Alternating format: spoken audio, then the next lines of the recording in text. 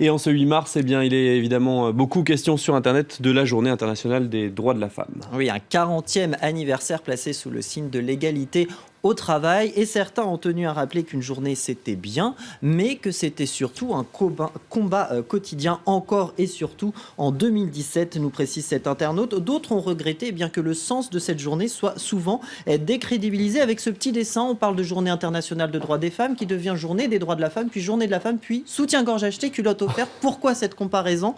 Eh bien parce qu'ils ont été nombreux à dénoncer une récupération commerciale, plusieurs marques et institutions. Ah oui, ça existe vraiment. Et ça existe vraiment, c'est la marque Etam qui fait ça, mais ce n'est pas la seule. Beaucoup ont épinglé justement le fait que cette journée soit devenue surtout un événement commercial, un petit peu comme la Saint-Valentin. C'est le cas aussi de la banque Caisse d'Épargne qui faisait des carte bancaire spéciale Journée de la femme décorée, et vous avez le droit aussi à un petit porte-monnaie Repetto, c'est très sympa. Et pour la foire de Nice, on avait une journée de la femme, donc forcément c'est une journée shopping. Voilà pour la récupération commerciale. Et puis il y a eu aussi bien sûr la récupération politique. Les candidats à la présidentielle qui s'en sont donnés à cœur joie. Benoît Hamon, candidat socialiste, qui a précisé qu'il était signataire de cette charte Jamais sans elle, une charte qui promeut la mixité dans les domaines des médias, de l'éducation et de la politique. Autre signataire, Emmanuel Macron, qui veut faire d'égalité entre hommes et femmes une grande cause nationale. Toujours à gauche, c'est aux côtés de boxeuses à l'entraînement que Jean-Luc Mélenchon a rappelé son combat pour l'égalité homme-femme, lui qui en fait un de ses volets dans la 6e République. Du côté de François Fillon, pour les Républicains, on rappelle plutôt son opposition à la GPA, la gestation pour autrui, en arguant la marchandisation inacceptable du corps des femmes.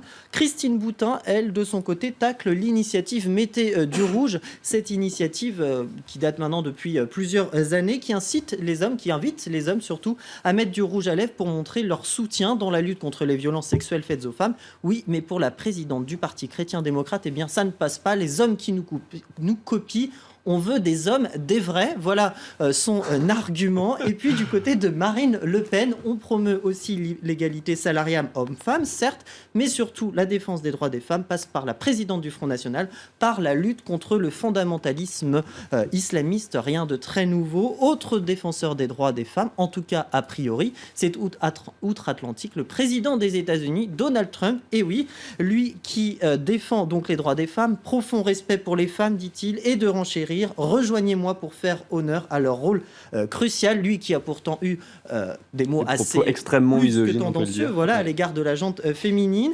Il y a eu aussi cette réaction de Vladimir Poutine, un autre dirigeant, le président russe, qui lui apportait son soutien, en tout cas dans la parole aux femmes, avec ce ton un petit peu paternaliste. La femme est la source de notre propre vie, mais les femmes ont besoin tout de même du soutien des hommes. Et puis dernière initiative pour terminer, celle de Sophie Grégoire Trudeau, la femme du Premier ministre canadien, Justin Trudeau, qui appelait à associer les hommes à cette journée de la femme, l'épouse de celui qui a quand même formé un gouvernement paritaire absolu, ça a le mérite d'être souligné. Elle s'est fait critiquer. Laissez-nous notre journée, nous dit cet internaute, ou encore celle-ci qui estime que les femmes ont bien le droit à une seule journée sans qu'elles aient à féliciter les hommes pour être des personnes décentes. Très rapidement, retour en France, le député apparenté FN Gilbert Collard a fait une petite bourde qui n'a pas échappé aux internautes. Ah oui, alors il a tout simplement voulu apporter une petite contribution en réagissant au soutien que l'ancien maire de Paris, Bertrand Delanoë, avait fait à Emmanuel Macron, sauf qu'au lieu de tweeter une image pour illustrer son propos, il a tout simplement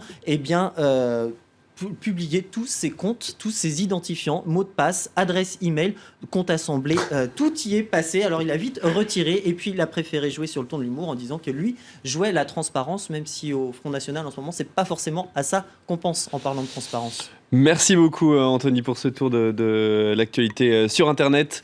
On va marquer une courte pause dans Paris Direct, on se retrouve dans une poignée de minutes pour un nouveau journal. À tout de suite.